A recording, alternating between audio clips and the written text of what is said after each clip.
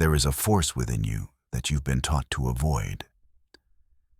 A darker current that moves beneath your smile, beneath your discipline, beneath the mask of who you think you should be. Most people spend their lives running from it, but at some point, if you're honest, you begin to feel it rising. Not as a threat, but as a question. A calling, a mirror. And what if on the other side of everything you fear in yourself is everything you've been searching for? In this journey, you're not here to be rescued. You're here to remember. Because the power you've been chasing out there has been locked away in your shadow. And once you face it, everything changes.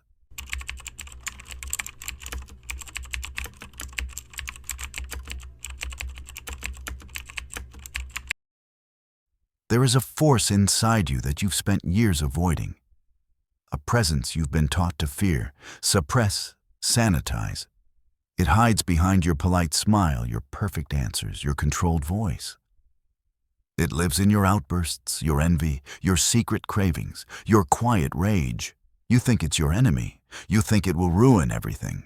But what if the thing you fear is the very source of your power? What if the doorway to your strength is not light, but shadow? What if healing is not about escape, but confrontation? This is the truth the modern world cannot bear. You will not become whole by staying clean. You must face the shadow to find your power. Carl Jung saw it clearly. The shadow is everything within us that we refuse to see. Everything the ego disowns.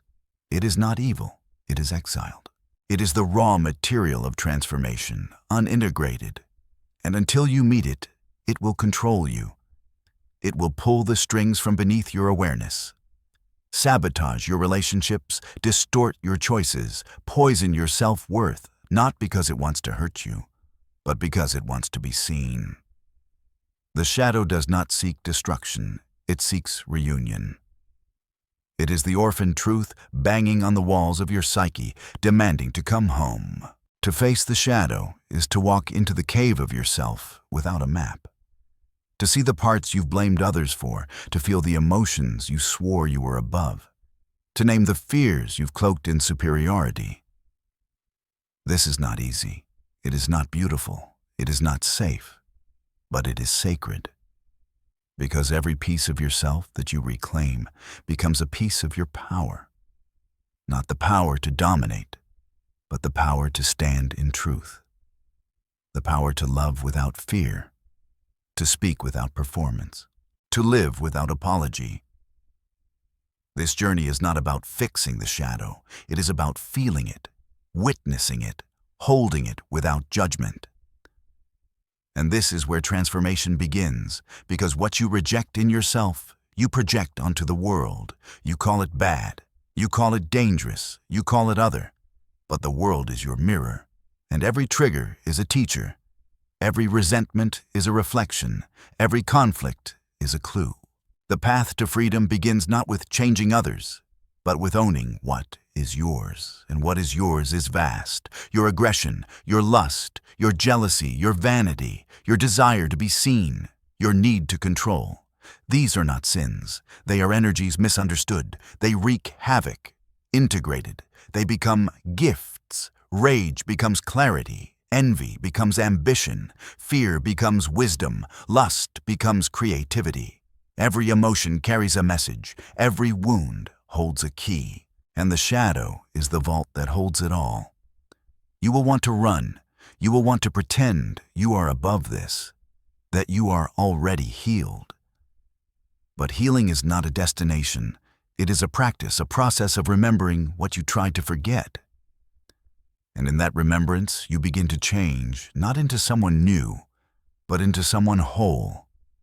And wholeness is terrifying, because it has no mask left, nothing left to prove. It simply is, unapologetic, unshakable, unstoppable. Jung wrote, "Until you make the unconscious conscious, it will direct your life, and you will call it fate." This is the truth we avoid. That most of what we call reality is our unhealed psychology acted out again and again in different costumes. That your patterns are not accidents, they are messages, repeating until you listen, until you see, until you choose something different. But to choose differently, you must face differently. You must look inward with the eyes of a warrior, not to fight, but to witness, not to fix, but to feel. Because when you feel the shadow fully without flinching, it begins to change. It softens. It reveals its original face. The part of you that split off in pain, the child who wasn't allowed to cry, the teenager who wasn't allowed to rage, the adult who wasn't allowed to rest. These are not fragments to banish. They are parts to welcome. They are you, and when you welcome them, the split begins to heal. The energy returns. The vitality you lost begins to rise. You speak differently. You stand differently. You no longer seek validation, because you are no longer divided. This is the power of integration. It is not loud. It is not glamorous. It is subtle, quiet, steady.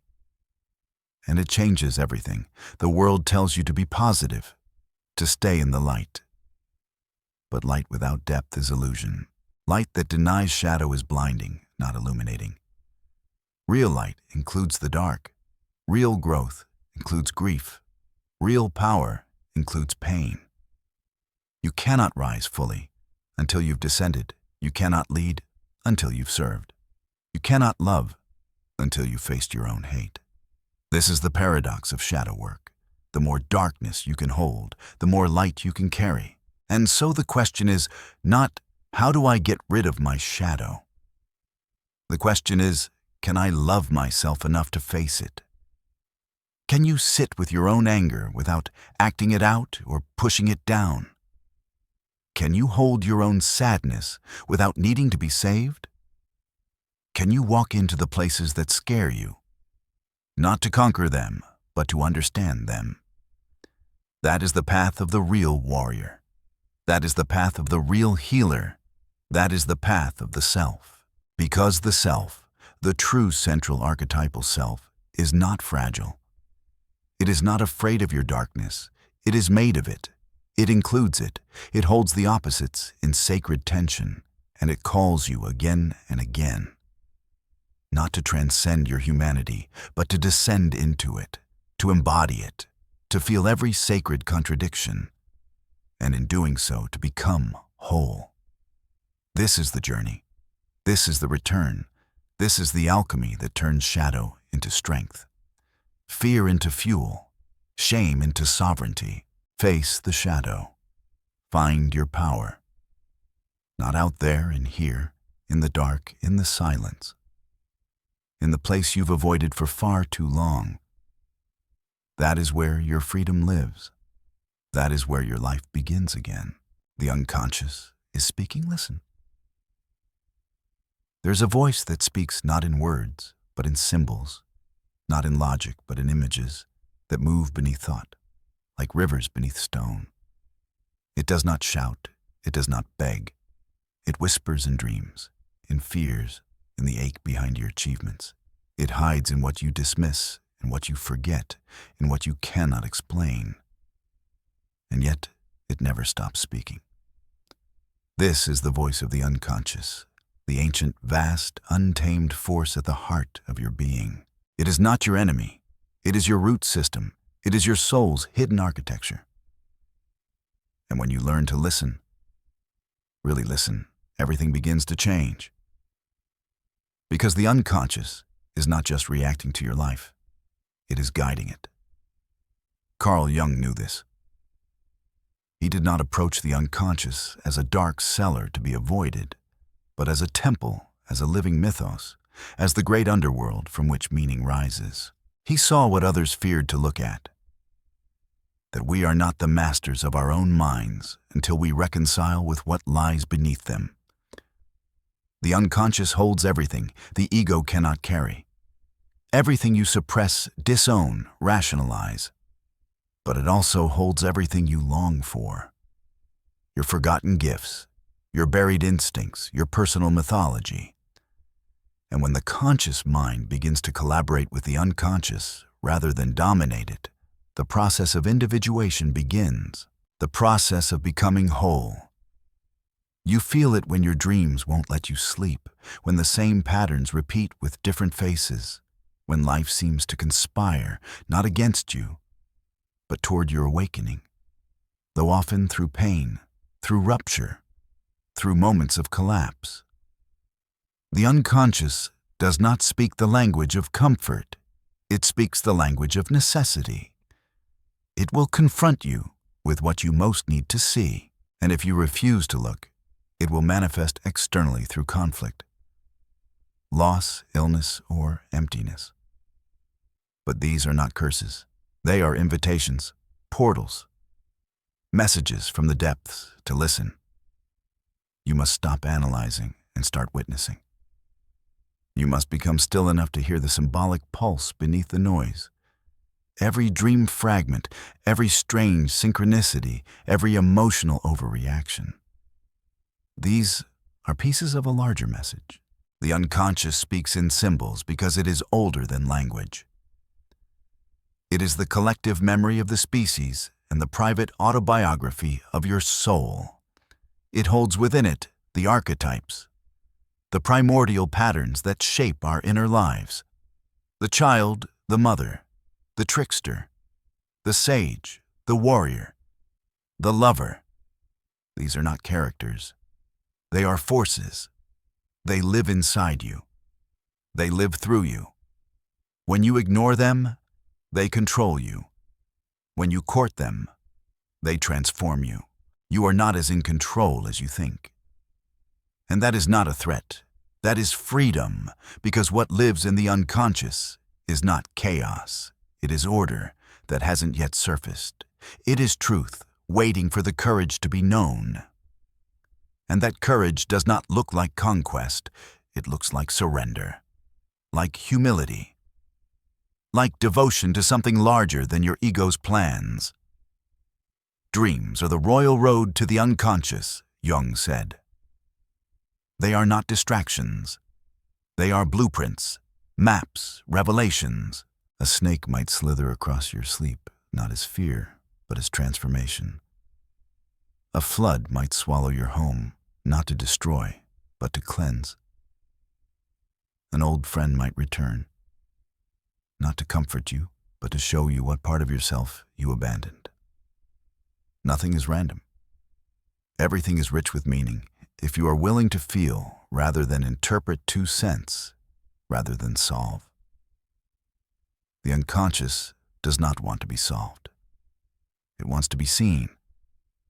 And in seeing you, begin the work, the real work, the work of making conscious what was unconscious, the work of shining light into your own depths, not to erase the dark, but to illuminate its contours, to honor its gifts, to retrieve its wisdom.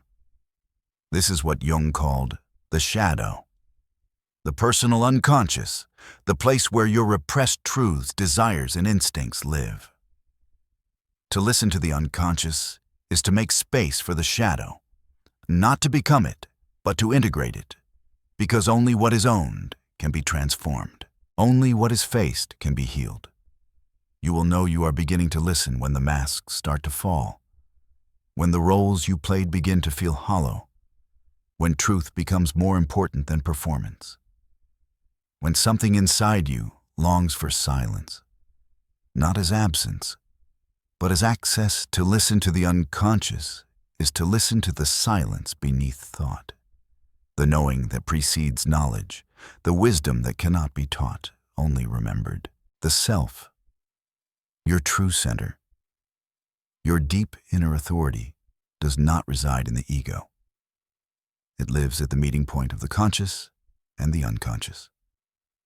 It is not a goal. It is a gravitational field, a center that holds when everything else falls apart. And it begins to emerge when you become intimate with the unknown inside you, when you stop trying to conquer your psyche and begin to collaborate with it. This collaboration is not linear. It is not clean. It is cyclical spiral. It requires patience, ritual reflection, It asks that you descend into your depths without a deadline, that you court the dream, that you record the symbol, that you feel what arises, no matter how inconvenient or illogical. Because every time you do, the self comes closer. Wholeness becomes less of an idea and more of an embodied presence. The unconscious is speaking. It always has been, in your body, in your dreams, in your projections, in your fears and longings and fantasies. It is not waiting to be fixed. It is waiting to be heard.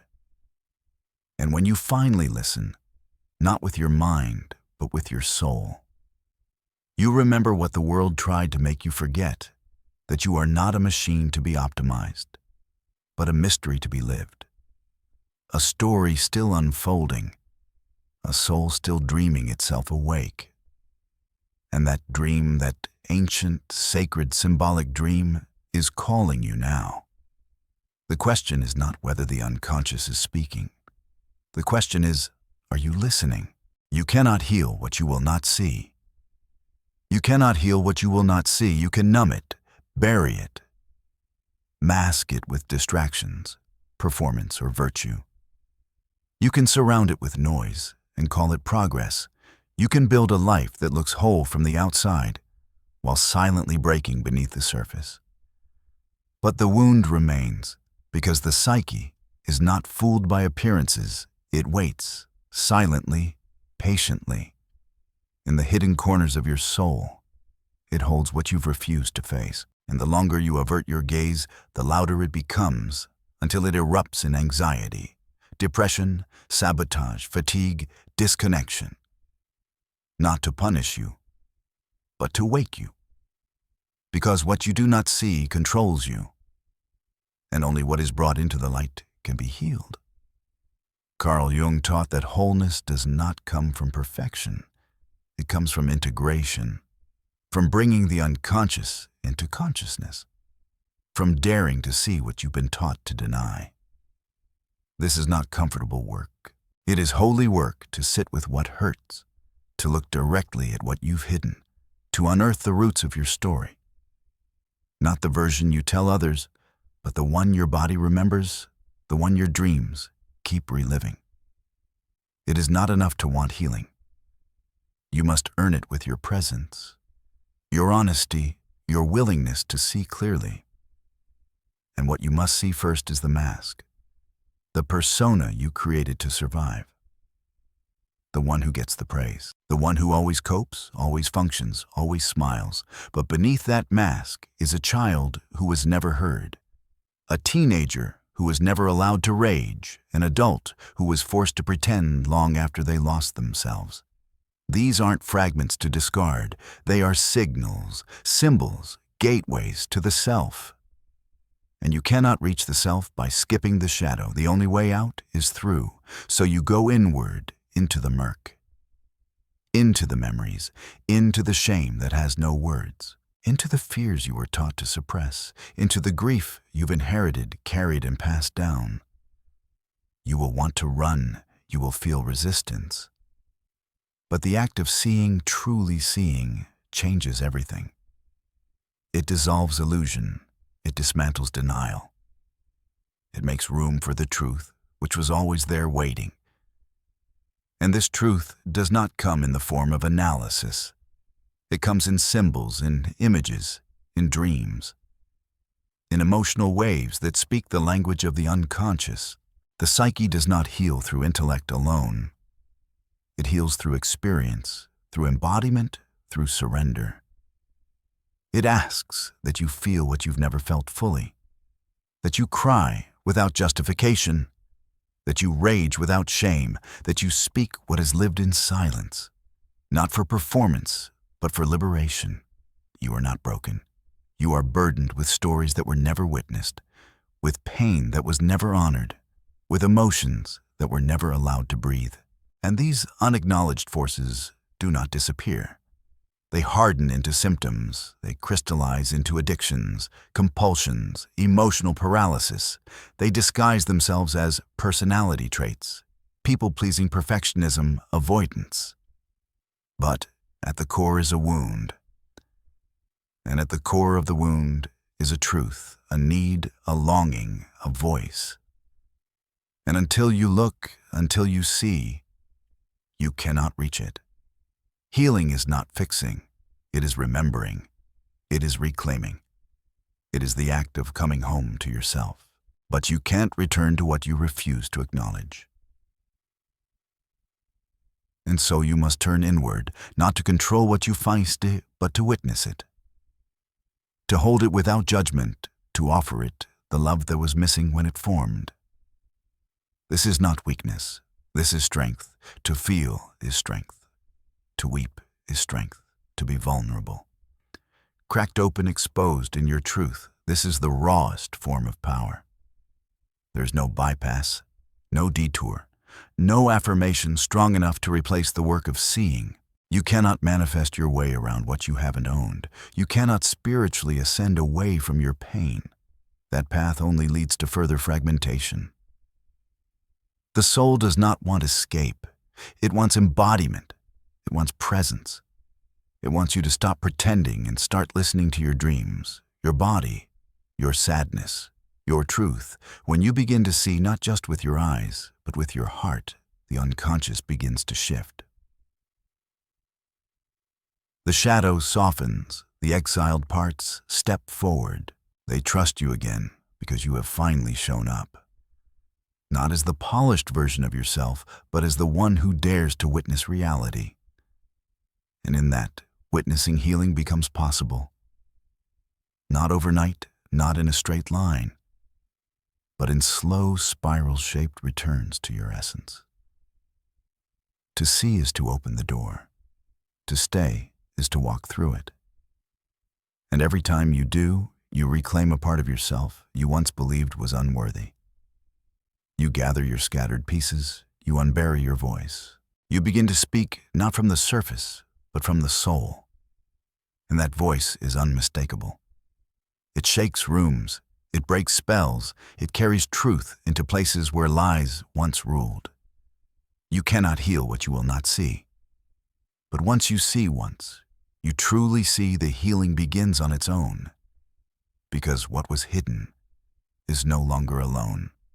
It is no longer in the dark. It has been touched by your attention. And attention is the beginning of love. The psyche blooms in the light of your gaze. So look and keep looking. Not just once, but always, until your inner world is no longer a stranger, but a sanctuary. The monster in you holds the medicine. There is something in you that you have learned to hate. A presence that you keep in the basement of your being, chained, shame silenced. It growls in your dreams. It whispers in your anger. It surges in your fear, in your jealousy, in your uncontrollable moments. You call it a monster, and so you run from it. You try to pray it away, perform it away, rationalize it into silence. But what if it isn't a monster at all? What if it's a part of you that was wounded and twisted, exiled before it could speak its truth? What if the monster in you holds the medicine you've been searching for? This is the paradox Carl Jung understood. That within the thing you most reject lies, the thing you most need, that the road to healing does not avoid the beast, it walks into its lair. You were not born split. You became split through shame, through trauma, through generations of fear, through systems that taught you to hide your fire and call it virtue. And so the wild in you was buried. The rage became poison, the grief became numbness, the instinct became disorder. But the psyche is not fooled by appearances, it remembers. And it does not heal through suppression. It heals through confrontation, through integration, through love, fierce enough to look the monster in the eyes and say, I know who you are. I know why you're here. Let's begin. To do this, you must descend into the mythic depths, into the unconscious terrain of archetypes and inner beasts. You must take the hero's journey inward past the mask of persona, past the walls of social reward, into the place where you left parts of yourself behind. This journey is not polished. It is primal. You will meet the devouring mother, the tyrant father, the shadow twin. You will face everything you projected onto others. Your judgments, your disgust, your envy, they will all return. Not as enemies, but as emissaries, symbols, invitations. The monster is not literal, it is symbolic. It is the energy you have not yet found a holy expression for. Your rage is not evil. It is the energy of your violated boundaries screaming to be respected. Your lust is not shameful. It is your life force longing to move without judgment. Your darkness is not a defect. It is the soil of your depth where roots grow and souls are made. These energies become monstrous only when they are banished, distorted by isolation and silence. But when you bring them into conscious dialogue, they soften. They begin to speak, and beneath the growl is always the wound, the heartbreak, the longing to be seen. Jung taught that the shadow must be faced, not to be conquered, but to be integrated, because only then can its power be reclaimed. The energy bound up in repression becomes fuel. Vision, clarity, creativity. You do not tame the monster by killing it. You alchemize it by listening, by honoring its original wound, by allowing it to become a guardian instead of a saboteur. This is not metaphor. It is inner work, deep embodied soul-level work, and it is what makes you whole. The monster guards the gate. This is the ancient myth, the dragon at the threshold of the treasure, the sphinx asking riddles at the border of the sacred city, the darkness that must be entered before rebirth can happen. Your monster guards your medicine. The thing you fear in yourself is the key to your freedom, but the only way to claim it is to stop pretending you're only light, to stop seeking to be seen as good, to risk being misunderstood, to step into the raw, messy, sacred fire of truth. And the truth is, the parts of you that scare you the most are often the ones with the most life in them. They are not bad. They are just buried. The one who is angry wants justice. The one who is jealous wants authenticity. The one who is controlling is terrified of abandonment. None of these are sins. They are strategies.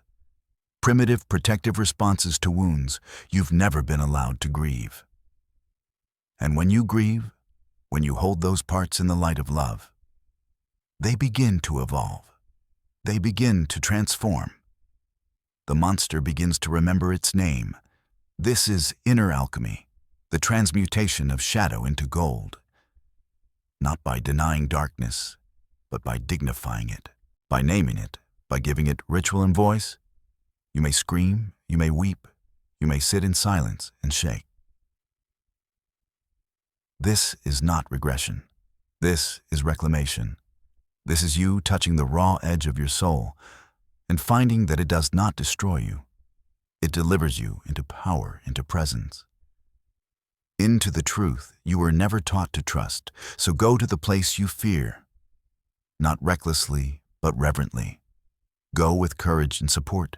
Go with slowness and care. But go, because what you find there is not a monster. It is a teacher, a protector, a piece of your original fire.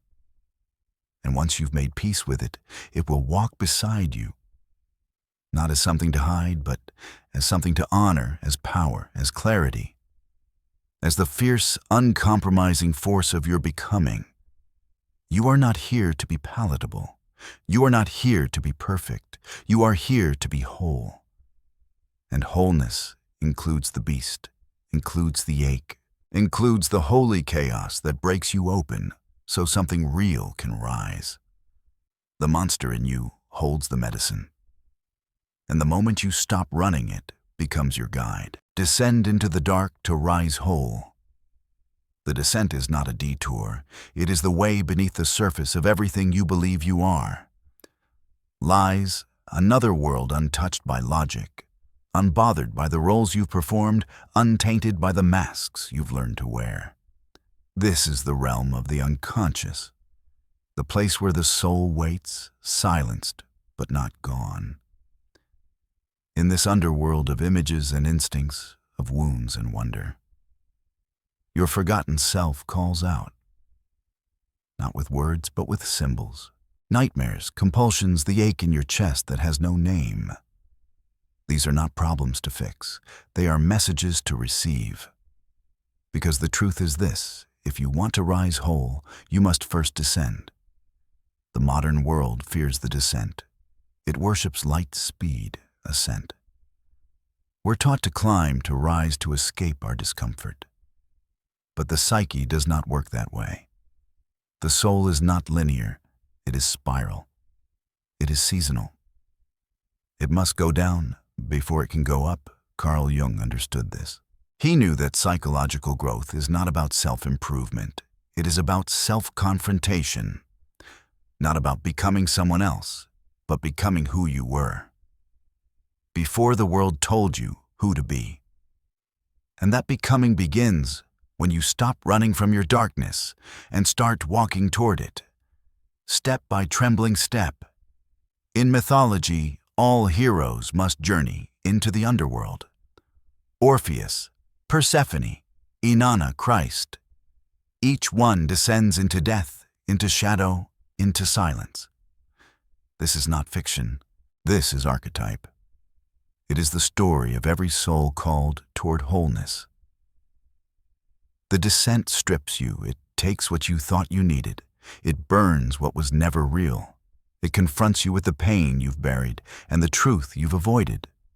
And yet, paradoxically, this descent is not destruction. It is initiation.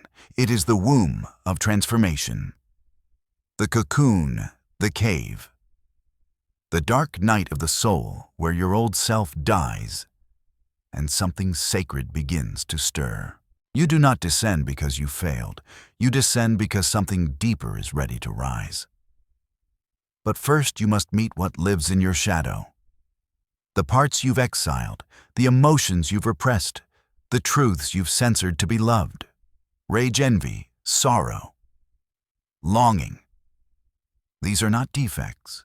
They are fragments of your fullness, waiting to be seen, held, and integrated.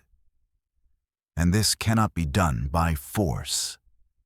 It must be done by presence, with reverence, with willingness to feel what you've avoided and listen to what you've silenced.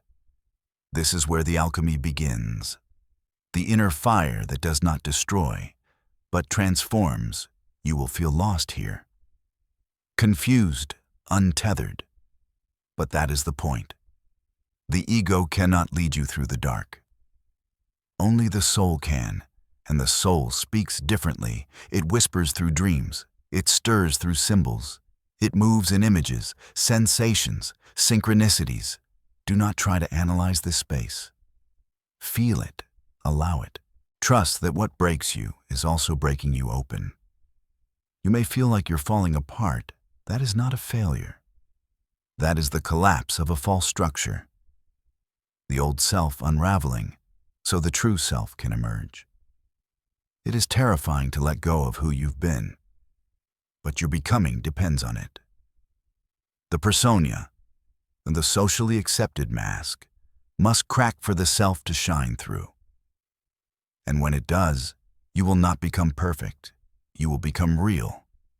You will become whole. And wholeness includes both light and dark, both ascent and descent, both shadow and gold.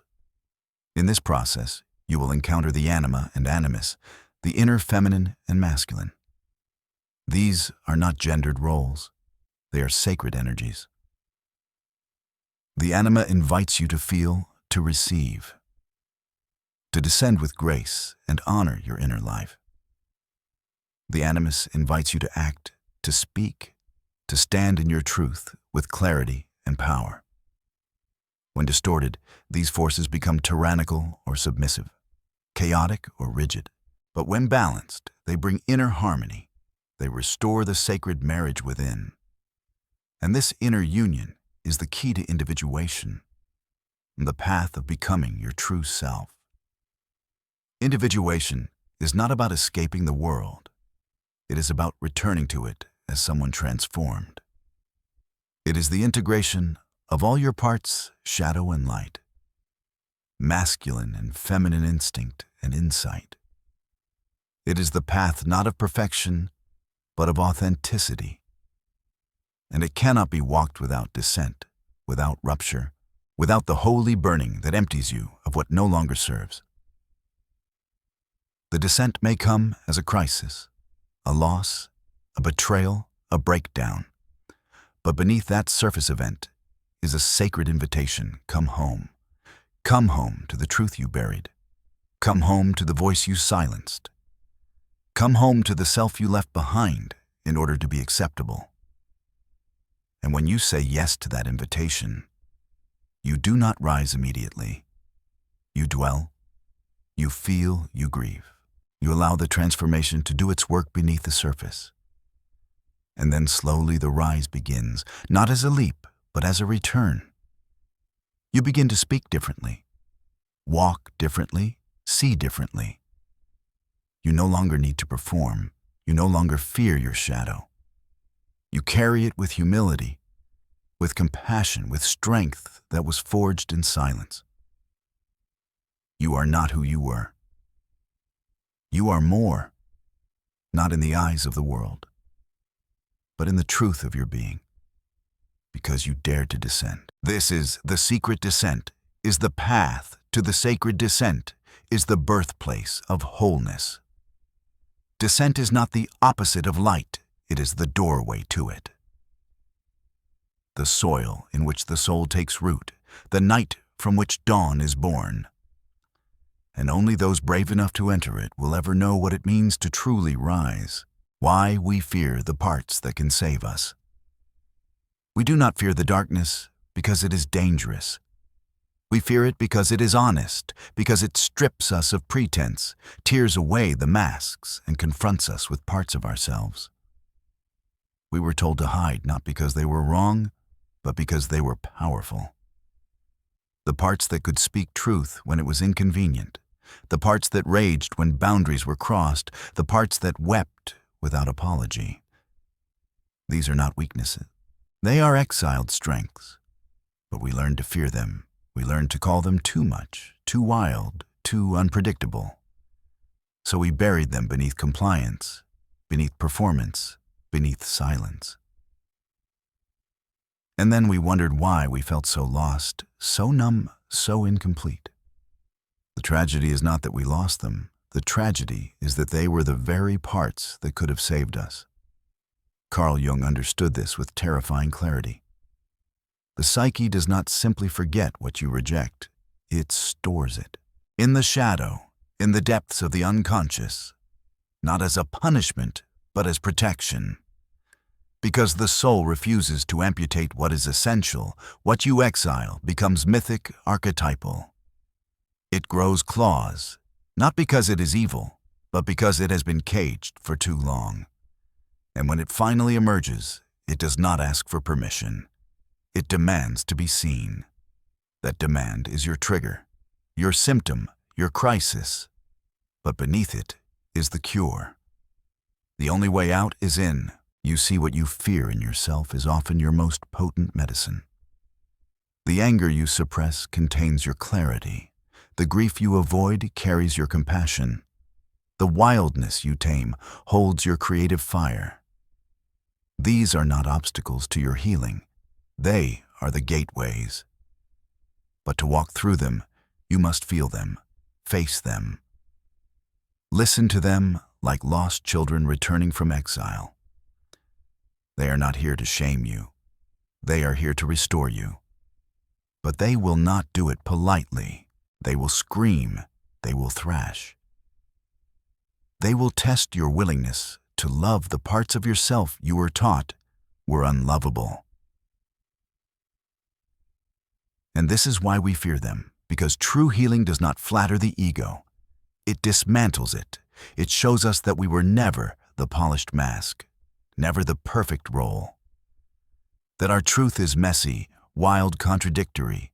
that we are not good in the way the world defines good. We are real, we are whole. And wholeness includes paradox, light and dark, grief and joy, rage and tenderness. We were not made to be consistent. We were made to be complete. The parts that can save you do not speak the language of social approval. They speak the language of the soul. They dream, they feel. They demand stillness. They demand honesty. They demand that you stop pretending you are okay when you are crumbling. That you stop sacrificing your truth on the altar of being liked. That you stop betraying yourself to keep the peace. Because there is no peace in abandonment. There is no safety in the suppression of your essence. The safety you seek is on the other side of the risk you're unwilling to take. To feel everything, to say everything, to become everything you are. We have been conditioned to fear ourselves, to fear our instincts, to fear our bodies, to fear our emotions, to fear the very compass that could lead us home. But that compass still lives inside you. It is buried beneath shame, beneath control, beneath the voice that says, don't be selfish, don't be angry, don't be sad, don't be loud. And that voice, let it be clear, is not your truth. It is a ghost, a remnant of a world that feared your fire. But your fire was never the problem. Your fire is your power, and power is not domination. It is presence. It is the ability to stay with what is real, to hold what is hard to burn without destruction. To fear your power is to fear your freedom, because true freedom means responsibility. It means owning your story, your rage, your longing, your intuition. It means breaking the contract you made with silence, with obedience, with false belonging. It means saying, this is who I am. This is what I feel. This is what I will no longer abandon. And that declaration, that holy, terrifying, liberating declaration, is how healing begins. So when the part of you rises that you've tried to suppress, don't push it down. Don't numb it. Don't shame it. Get curious. Ask, what do you want to tell me? What truth are you carrying? What part of my soul have I forgotten you belong to? And listen. Listen not with judgment, but with reverence. Because this part, the one that cries too much, that wants too much, that burns too brightly, is not your downfall. It is your redemption, Jung wrote. The privilege of a lifetime is to become who you truly are. But you cannot become who you truly are if you do not welcome back what you have disowned. If you do not rescue the parts of you that the world taught you to fear, they are not broken. They are brilliant. And the more you listen, the more you love, the more you integrate, the more you begin to remember you were never too much. You were never not enough. You were simply waiting to come home. The parts that can save you are already inside you. They always have been. Hiding behind the fear, waiting beneath the shame. And now they are knocking. Will you answer? Will you risk the unraveling required to feel whole? Will you descend into the depths to retrieve what you once buried? Because that descent is not your destruction. It is your rising. And those parts you feared when you finally let them speak will not ruin you. They will reveal you fully, fiercely, finally. Meet the stranger within. The shadow you've denied. There is a figure who walks beside you, always has. You do not see them, but you feel them. In the sudden flashes of emotion you cannot explain, in the choices you regret but repeat. In the moments where your voice shakes, or your rage erupts, or your silence grows too loud. This is the stranger within the shadow you've denied. Not because it is evil, but because it is yours, because it knows too much, because it remembers the things you swore to forget. It is not the villain, it is the truth teller. And the longer you ignore it, the more distorted it becomes, the more power it gains, not as punishment, but as prophecy. Because what is denied will always return, and what is exiled will always seek to come home. Carl Jung called it the shadow, the unconscious counterpart to the self you show the world. It is not inherently dark, it is simply unseen. It is everything you have repressed, rejected, and disowned: your grief, your desire, your fear, your power, your hunger to be free. We hide these parts to survive. We hide them to be loved. But in doing so, we begin to forget who we are, and we create an inner stranger, a version of ourselves that carries all that is too raw, too real, too dangerous for daylight. But the stranger is not the enemy. The stranger is the guide. They do not knock politely. They disrupt, they erupt. They appear in dreams as monsters or shadows or broken reflections.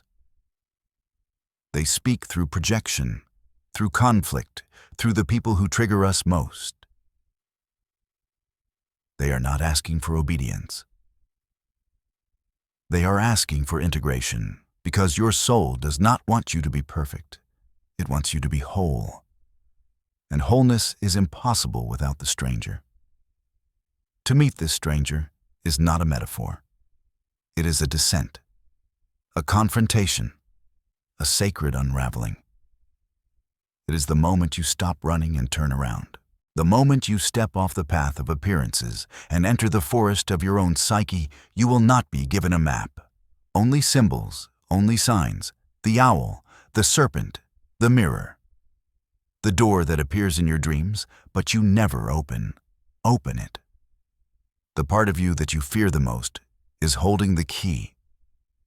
You were taught to be good, to be kind, to be light. But the soul is not one-sided. It is wild, it is complex, it is contradictory. The shadow is not your flaw, it is your fullness. And until you meet it, you will remain divided. You will keep leaking energy, sabotaging intimacy, craving validation that never satisfies, because the self, the true self, cannot be accessed through performance. It is born through integration, through the reconciliation of opposites, through the dance between the seen and the unseen. You fear the stranger because it carries the rage you weren't allowed to feel, the sexuality you were taught to hide, the ambition you were told to suppress, the voice that says no when you've only ever said yes. These are not sins, they are sacred instincts. When unacknowledged, they become distorted, but when welcomed, they become wisdom. Power boundaries fire. They become the parts of you that do not bend, that do not perform, that speak truth even when it shakes, meeting. The stranger is not a one-time event. It is a path, a spiral, a commitment to seeing clearly and loving what you see. It will ask everything of you. It will cost your illusions, your comfort, your identity. But in return, it will give you back your life, your energy, your clarity, your connection to the living root of your being. This is not an idea. This is alchemy, the transformation of unconscious into conscious, of fear into presence, of shadow into strength. Jung did not teach the elimination of the shadow. He taught its integration, because the shadow contains the seeds of the self, the real you, the undivided you. And every time you deny it, you deny your wholeness, you shrink, you fracture, you become a mask walking through a life that feels increasingly distant. But when you turn inward, when you sit with a stranger and say, "I see you," I will not run, the fracture begins to heal, and the self begins to rise. This stranger is your mirror. It shows you what you've been afraid to feel. It holds the parts of your past that never had a witness. It holds the tears you swallowed, and the screams you buried, and the truths you traded for belonging. It is not asking you to judge, only to see, only to listen. Because once seen, the stranger becomes a companion, a guide, a protector, and eventually an ally. Because that's what the shadow becomes when it is loved: power with roots, integrity with depth. Presence that cannot be shaken. You will meet the stranger many times, in grief, in longing, in unexpected rage, in the eyes of someone who reflects what you most try to deny. Each time is an initiation, each time is an invitation, and you do not need to be ready. You only need to be willing. Willing to feel, to weep, to be wrong, to be real. This is the soul's work, the sacred path of returning not to perfection, but to presence, not to purity, but to power, not to who you were taught to be, but to who you actually are. So the next time the stranger knocks, do not close the door. Open it, welcome them in, and ask what they've come to teach. Sit at the table of your own shadow and listen. You are not broken, you are becoming. And this stranger within is not a threat to your wholeness. They are the missing piece, the truth about who controls your mind. You think you are thinking your own thoughts. You believe your opinions are yours, that your desires come from within, that your choices reflect your freedom. But look closer, beneath every preference, every instinct, every urge. There is a program, a voice, not your own, inherited, installed, repeated. The voice of parents who taught you what was acceptable. The voice of culture whispering what success should look like. The voice of religion telling you what is holy. The voice of peers rewarding your conformity. All of it lives inside you, not as conscious beliefs, but as unconscious commands. Jung called it. The collective unconscious, the web of inherited ideas, fears, images, instincts passed down from generation to generation. You are not a blank slate, you are a battlefield. And until you question who controls your mind, you will never be free. The unconscious does not ask for permission. It does not consult your rational mind. It moves beneath your awareness, shaping your attractions, your compulsions, your reactions. It tells you who to love and who to fear, what to pursue and what to avoid. It tells you what kind of life you should build. But the moment you step off that invisible script, you feel it. Guilt, anxiety, self-doubt. Not because you are wrong, but because you are beginning to awaken. To think your own thoughts, to dismantle the internal authorities that were installed in you long before you knew how to say no. The truth is, the mind is not a temple. It is a house of mirrors. Every thought reflects an image, an archetype, an influence. The obedient child, the rebel, the martyr, the achiever, the victim. These patterns are ancient, mythic. They live inside you as blueprints, scripts. And unless you become conscious of them, they become your destiny. You play roles you did not choose. You fight battles that are not yours. You build lives that feel hollow because you never asked who is really in charge here, who is steering this psyche, who taught me to want what I want. To take back the mind is to go inward, not with judgment, but with curiosity. It is to sit in silence and feel the currents that move you. It is to follow the thread of a thought back to its origin. Whose voice is this? Who benefits from me believing it? What part of me is silenced when I obey it? This is not easy work. It is sacred rebellion, because to reclaim your mind is to betray the systems that profit from your sleep. It is to remove the chains, not from your wrists, but from your perception. And that is the most dangerous freedom of all. The personia, the mask you wear to be accepted, is crafted not from your truth, but from your conditioning.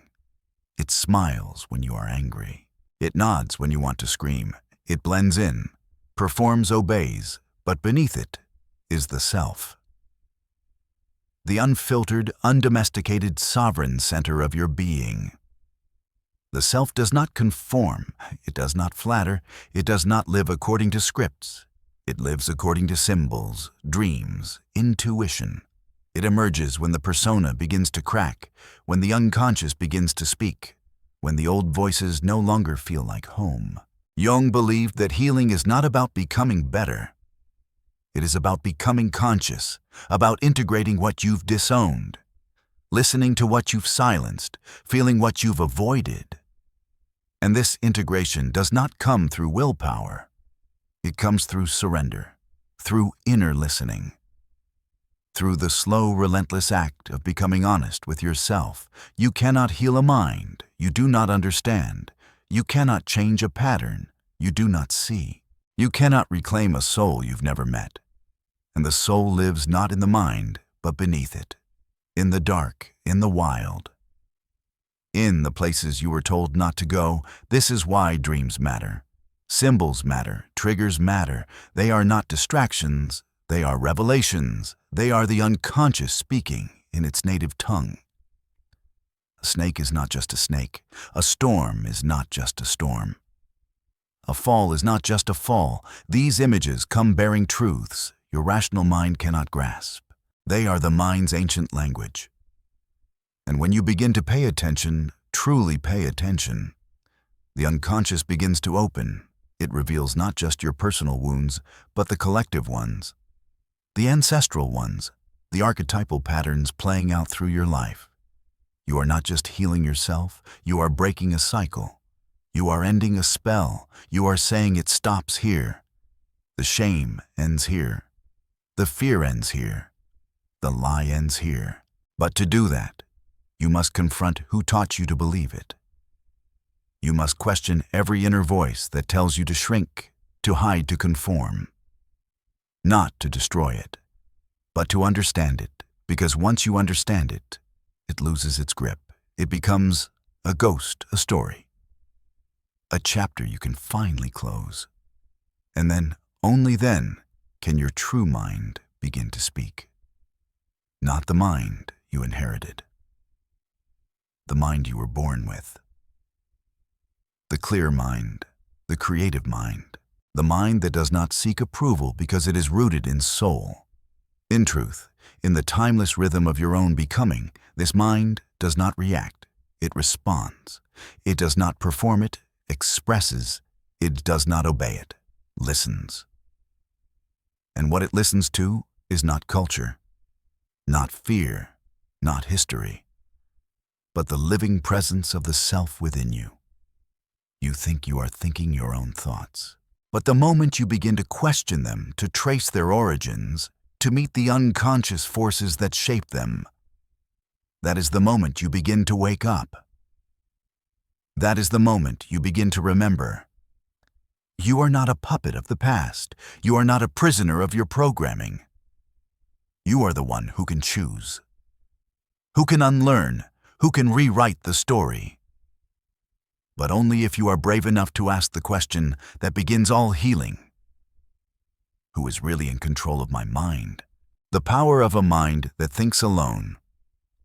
There is a kind of mind the world fears, a mind that does not echo, does not conform, does not bend to the will of the collective. A mind that thinks alone, not out of arrogance, but out of necessity. Because truth in its purest form rarely survives consensus. It is born in solitude, forged in silence, clarified in inner fire. Most people do not think, they repeat. They inherit their beliefs, absorb their identities, mimic their environments. But the one who thinks alone steps outside of the echo chamber. They break the spell. They ask the question the group forgot. And in doing so, they disturb the system that depends on unconscious obedience. Carl Jung understood that individuation in the process of becoming whole requires precisely this kind of disturbance. You cannot individuate if you cannot separate. And you cannot separate unless you dare to be alone in your mind. The world will tempt you with belonging. It will offer you applause for your conformity validation, for your obedience safety, for your silence. But that safety is a cage, that applause is an anesthetic. The moment you begin to truly think for yourself, to examine what you've been taught, to challenge what you've inherited, you will feel the withdrawal of warmth, the shift in gaze, the suspicion, not because you are wrong, but because you have left the tribe of the unconscious. And the unconscious fears nothing more than the light of awareness. To think alone is to carry that light. It is to hold a torch in a dark forest of borrowed beliefs and say, I will not move until I see for myself. This is not rebellion for its own sake. This is sacred clarity, the refusal to betray your own knowing, to abandon your own inner compass for the sake of acceptance. Because the moment you silence your inner voice to maintain peace, you begin to fracture. And that fracture is not small. It is soul deep.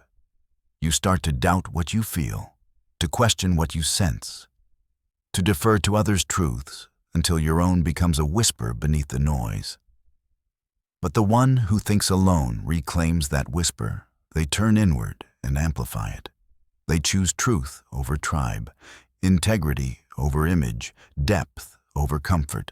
Jung taught that the self, the true center of the psyche, cannot be reached through imitation. It emerges through inner conflict, through tension, through the fire of opposing forces within. And the first great opposition is, this: will you think your own thoughts, or will you remain asleep inside someone else's dream? Most will choose the dream, because thinking alone is lonely. It requires the death of certainty, the willingness to sit in ambiguity, to question not just others, but yourself, to hold paradox without collapsing into cynicism or blind faith. This is not easy. It is alchemical. It transforms. And when it transforms, the mind becomes a vessel not just for information, but for wisdom. Wisdom is not memorized. It is earned. It is felt. It is carved through experience, through silence, through dissent. A mind that thinks alone begins to dream again. Not the dream sold by culture, but the dream sent by the unconscious. Symbols, archetypes, mythic patterns that reveal the inner landscape of the soul. The hero, the orphan, the sage, the wanderer. These are not fantasies. They are maps. And the one who walks them alone begins to remember who they are. Beneath conditioning, beneath roles, beneath the scaffolding of performance. This remembering is dangerous to systems, to structures, to ideologies built on herd identity. A thinking mind is a liberated mind. It cannot be manipulated. It cannot be marketed to. It sees the game and chooses whether to play. And that is terrifying to those who benefit from your blindness. So they will call you arrogant, delusional, rebellious. They will pathologize your clarity. They will shame your solitude, but do not turn back.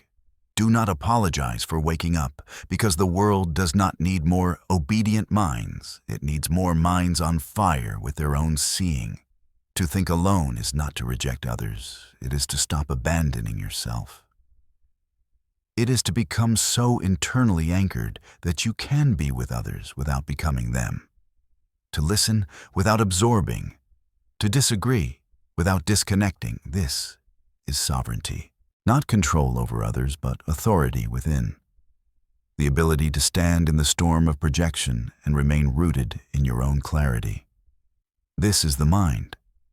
Jung gestured toward a mind united with soul, unafraid of shadow, unwilling to lie to itself for the sake of peace.